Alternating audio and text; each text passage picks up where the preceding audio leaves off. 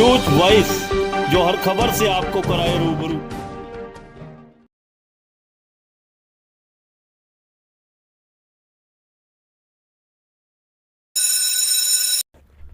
जननायक जनता party के लगातार दूसरी बार प्रदेश महासचिव बने तथा बावल विधानसभा क्षेत्र से उम्मीदवार रहे श्याम सुंदर सब्रवाल ने हरियाणा के सहकारिता मंत्री डॉक्टर बनवारी लाल पर जमकर तीखा वार किया है। उन्होंने कहा कि सत्ता विरोधी लहर पार्टी की नहीं बल्कि उम्मीदवार की होती है। पिछले विधानसभा चुनावों में भी सहकारिता मंत्री डॉक्टर बनवारी लाल का भारी विरोध हुआ था और इस बार भी निश्चित तौर पर डॉक्टर बनवारी लाल की टिकट कटेगी और यह टिकट जेजेपी के खाते में जाएगी। सब्रवाल ने यह दावा भी किया कि जजपा ही बावल विधानसभा सीट से चुनाव लड़ेगी और इस सीट से उनकी टिकट 100% कन्फर्म है। सब्रवाल आज रेवाड़ी के गुरुटैक स्थित अपने निवास पर पत्रकारों से बातचीत कर रहे थे। रेवाड़ी जिला के माजरा गांव में प्रस्तावित स्वास्थ्य की बड़ी परियोजना एम्स के निर्माण को लेकर सब्रवाल ने कहा कि एम्स का श्रेय एम्स संघर्ष समिति और क्षेत्र की जनता को जाता है। वैसे भी एम्स को लेकर सहकारिता मंत्री डॉक्टर बनवारी लाल का नकारात्मक रवैया रहा है। इसके अलावा डॉक्टर बनवारी लाल के उंगली कटवाकर शहीद होने वाले बयान पर सब्रवाल ने कहा कि यह बयान देकर सहकारिता मंत्री ने एम्स संघर्ष समिति और क्षेत्र की जनता का अपमान किया है। वहीं चुनावों की सुगबुगाहट को लेकर सब्रवाल ने कहा कि हरियाणा में अगली सरकार जननायक जनता पार्टी की बनेगी और दुष्यंत चौटाला प्रदेश के मुख्यमंत्री होंगे। जहां तक गठबंधन का सवाल है तो गठबंधन को लेकर विपक्ष लगातार भ्रामक प्रचार कर रहा है, लेकिन हरियाणा में अगला चुनाव गठबंधन के साथ ही लड़ा जाएगा। कर्नाटक में कांग्रेस की जीत को लेकर सब्रवाल ने कहा कि हर राज्य में अलग अलग मुद्दे होते हैं और समय और परिस्थिति के अनुसार समीकरण भी बदलते रहते हैं। वहीं राजस्थान को लेकर उन्होंने कहा कि राजस्थान में भी जजपा 28 सीटों पर चुनाव लड़ेगी। और क्या कुछ कहा सब्रवाल ने, सुनिए उन्हीं की जुबानी। रेवाड़ी से न्यूज वॉइस के लिए संजय कौशिक के साथ अजय सागर अत्रिक। प्रधान, चुनाव की सुगबुगाहट तेज हो गई है, क्या कुछ प्रतिक्रिया आपकी? हम लगातार पिछले 10 वर्ष से लोगों के बीच में, उनके सुख दुख में, राजनीतिक गतिविधियों में शामिल रहते हैं। चुनाव के लिए 24 घंटे हम तत्पर रहते हैं और आने वाला 2024 का समय जननायक जनता पार्टी का होगा और हरियाणा प्रदेश के अंदर जजपा की सरकार होगी। इनेलो पार्टी जेजेपी मिलकर के चुनाव लड़ने की बात करें, जहां इनेलो और जजपा की बात है, दोनों एक ही परिवार के हिस्से हैं। चौधरी ओम प्रकाश चौटाला जी इस परिवार के मुखिया थे और हैं। इस पे दोनों पार्टियों के शीर्ष नेतृत्व का फैसला है। जो फैसला शीर्ष नेतृत्व करेगा वो हमें मंजूर है। इस पे मैं कोई टीका टिप्पणी नहीं करना चाहता। कर्नाटक में बड़ी जीत के बाद कांग्रेस आजकल उत्साहित दिखाई पड़ रही है, जोश में है। हर स्टेट के मुद्दे अलग होते हैं। आप बात करें राजस्थान की, राजस्थान के अंदर पिछले लोकसभा चुनाव में जो बहुमत बीजेपी के पक्ष में रहा, उसके कुछ समय के बाद जब राजस्थान में विधानसभा चुनाव थे तो आपने हालात और परिस्थितियां देखी, कांग्रेस को पूर्ण बहुमत मिला।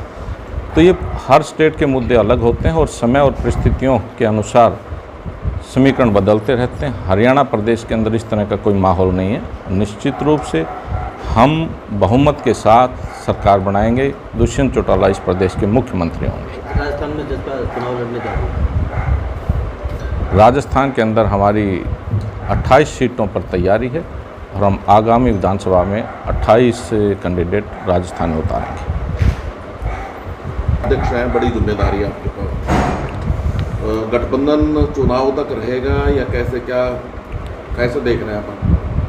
पिछले 3.25 साल से प्रदेश के अंदर गठबंधन की सरकार मजबूती से प्रदेश के अंदर विकास कार्यों को गति दे रही है। गठबंधन मजबूत है।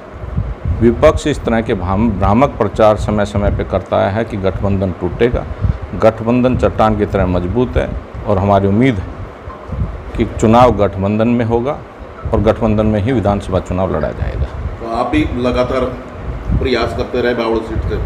अगर गठबंधन होगा तो सीट हो सकता है भाजपा ले जाए, तो फिर आपका राजनीतिक भविष्य किस तरह देखते हैं आप? भारतीय जनता पार्टी के शीर्ष नेतृत्व की सोच है कि चुनाव और राजनीति के अंदर एंटी इनकम्बेंसी कभी भी पार्टी की नहीं होती, कैंडिडेट की होती है। जी और वर्तमान में जो बावल से मंत्री हैं उनके बारे में आपको मेरे से ज़्यादा भली बात ही पता है। आप थोड़ा खुल कर बता दीजिए ना। आपको अच्छी तरह पता है पिछले चुनाव में जिस तरह से क्षेत्र में विरोध था जी और इस बार जनता के अंदर विरोध है, और इस विरोध के कारण भारतीय जनता पार्टी निश्चित रूप ये से जो टिकट विरोध है, काटेगी। ये कैंडिडेट्स का है भाजपा का है? मैंने आपको बताया कि कैंडिडेट का ही होता है, पार्टी का नहीं होता। पार्टी भी तो है और उसमें जो सरकार के उसकी वजह से चुनाव गठबंधन में होगा। बावड़ की सीट निश्चित जननायक जनता पार्टी के खाते में होगी और जननायक जनता पार्टी बावड़ से चुनाव लड़ेगी। अगर मान लीजिए इस तरह की आती है कोई बात, तो आगे आपके पास क्या विकल्प रहेगा? अगर मान लीजिए गठबंधन के किसी और को दे दें। हम जननायक जनता पार्टी के सच्चे सिपाही हैं और दुष्यंत चौटाला जी के जो आदेश होगा उसकी पालना होगी। यानी टिकट मान के चले कंफर्म?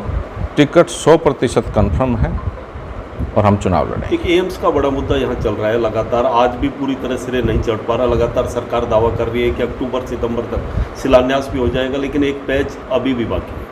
किस तरह देखते हैं? बावड़ की रैली में माननीय मुख्यमंत्री महोदय जी ने 2015 में एम्स की घोषणा की थी। जब लंबे समय तक इसको अमली जामा नहीं पहनाया गया तो इस क्षेत्र की जनता ने एम्स संघर्ष समिति का गठन किया और मैं आज बड़ी मजबूती से कहता हूं कि इस क्षेत्र को एम्स मिलेगा। लेकिन एम्स मिलने का जो माध्यम होगा वो इस क्षेत्र की जनता और एम्स संघर्ष समिति और क्षेत्र की जनता के संघर्ष से एम्स इस क्षेत्र को मिलेगा। योगदान है इसमें? सरकार के योगदान के बगैर तो संभव ही नहीं हो सकता कोई चीज़। जी। और जिस तरीके से आप जनता को और उसको दे रहे हैं संघर्ष समिति को, देखो क्या जिस तरह के भाजपा नेता राव इंद्रजीत सिंह की बात कर ले, डॉक्टर बनवारी लाल मंत्री की बात कर ले, तो वो भी श्रेय ले रहे हैं। इस मामले में अगर हम बात करें स्थानीय मंत्री की, बावड़ से जो मंत्री हैं उनका नकारात्मक रवैया इस बात से बिल्कुल स्पष्ट होता है कि इस क्षेत्र की जनता कुछ लोग चुनिंदा लोग और एम्स संघर्ष समिति उंगली कटवा करके शहीद होना चाहती। इस क्षेत्र की जनता का और एम्स संघर्ष समिति का अपमान है और इसका खामियाजा तो चुनाव में उनको उठाना ही पड़ेगा।